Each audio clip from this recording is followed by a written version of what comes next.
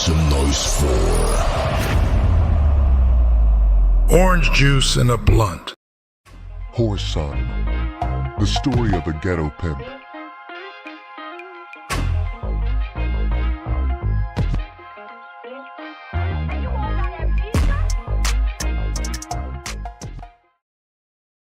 One. From what I have been told, it is easy to imagine the cold, bleak day when I was born into this world. It was December 10th, 1940, and the snow had been falling continuously in Detroit all that day. The cars moved slowly up and down Hastings Street, turning the white flakes into slippery slush. Whenever a car stopped in the middle of the street, a prostitute would get out of it, or a whore would dart from one of the darkened doorways and get into the car. Jessie, a tall black woman with high, narrow cheekbones, stepped from a Trick's car, holding her stomach.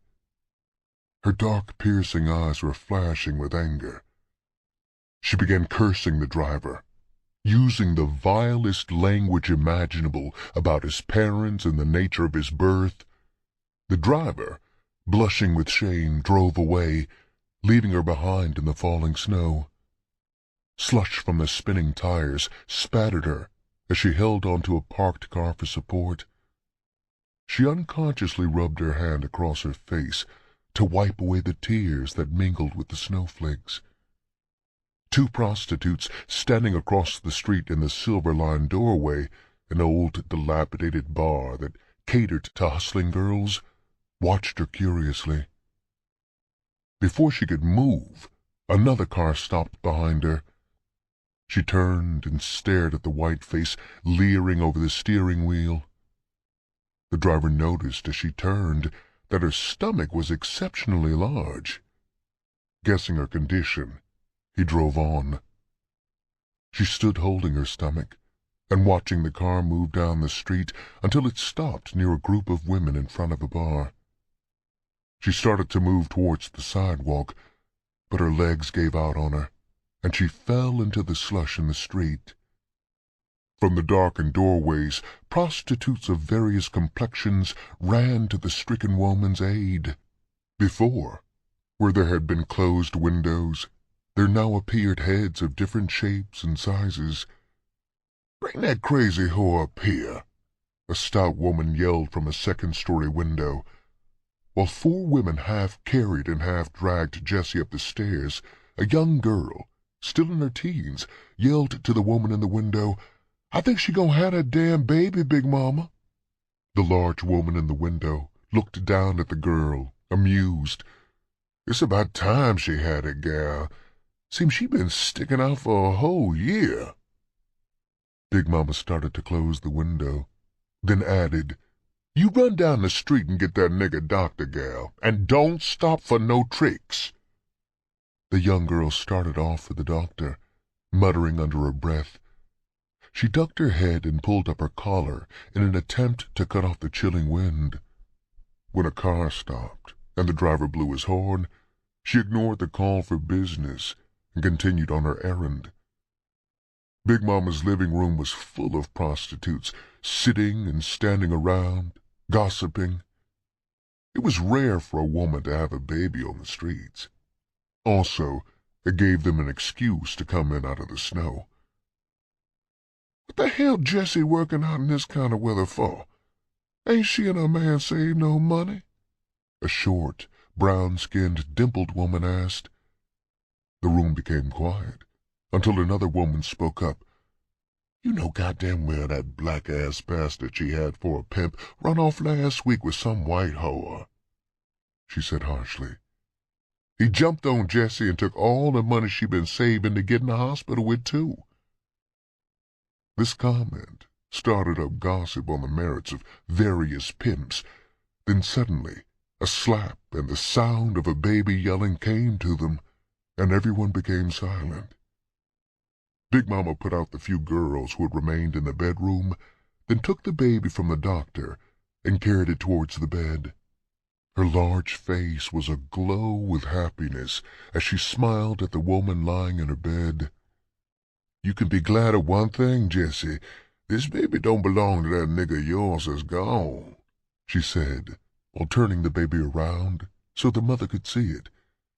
"Looks like you done went and got you a trick baby, honey.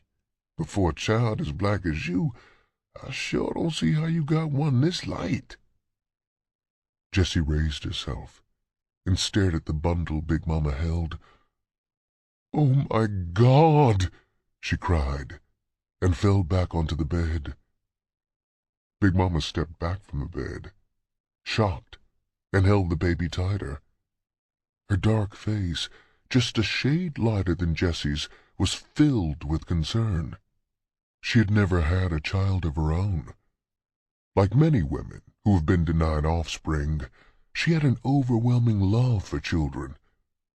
Her voice took on a tone that all of the prostitutes working out of her house respected. When she spoke this way, they listened. Perhaps because she weighed over 300 pounds and had been known to knock down men with one swing of her huge hands. She spoke, and only her voice could be heard in the house.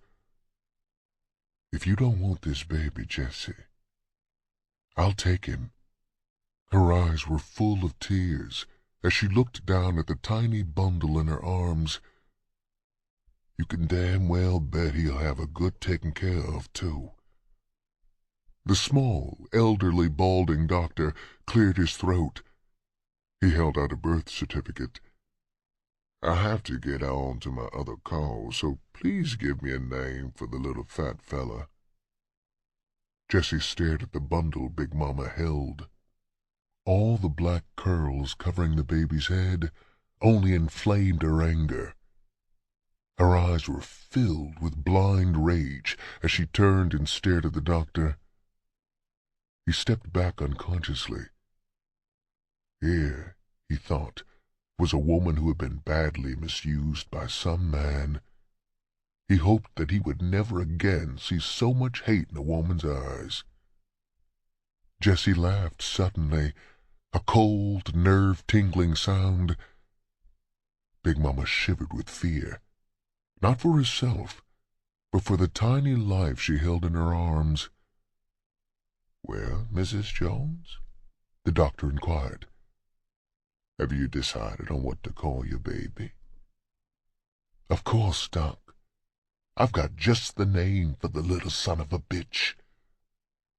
Whoreson. Whoreson Jones." The doctor looked as if he'd been struck by lightning. His mouth gaped, and he stared at her dumbfounded. Big Mama was the first to recover. "You can't do that, Jessie. Give the child a good Christian name." "Christian name, hell!" Jessie replied sharply. "I'm naming my son just what he is. I'm a whore, and he's my son. If he grows up ashamed of me, the hell with him. That's what I'm wanting to name him, and that's what it's going to be. Whoreson."